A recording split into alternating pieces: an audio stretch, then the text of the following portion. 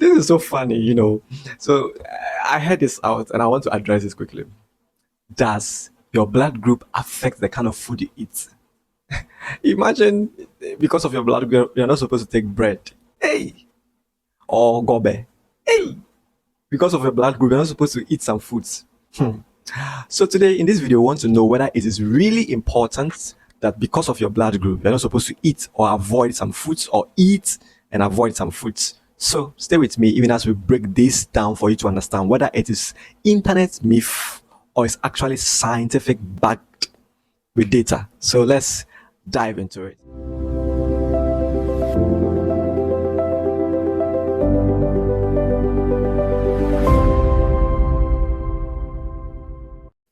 Hello everyone and welcome to OPJ Hub. I'm Dr. OPJ and I'm so excited to see you once again. If you're new here, please don't forget to subscribe to this channel and most importantly, share this video to your loved ones and friends. So let's now address the question.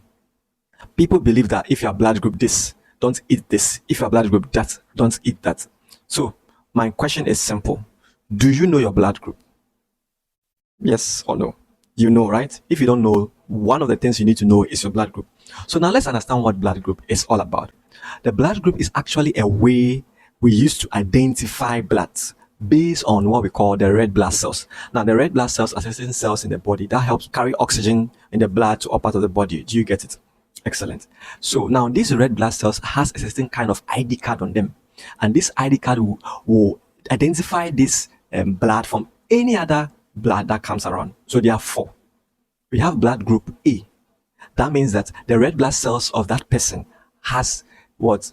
A ID card.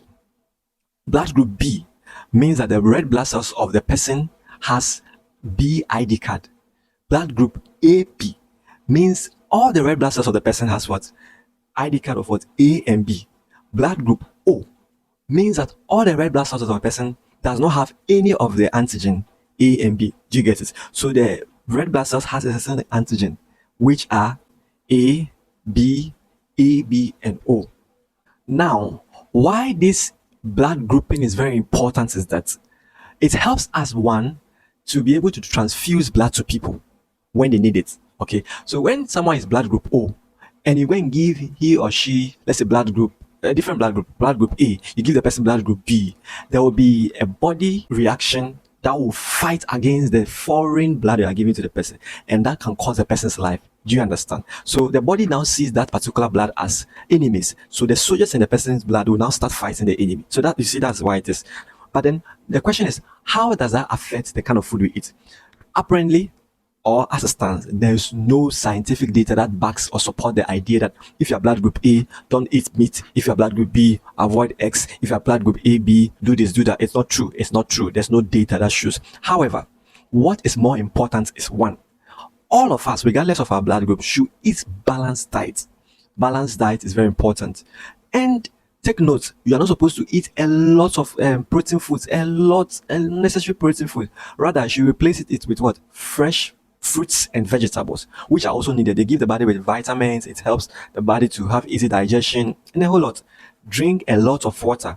At least 5 to 6 sachets of water every day is good for you. And have good rest.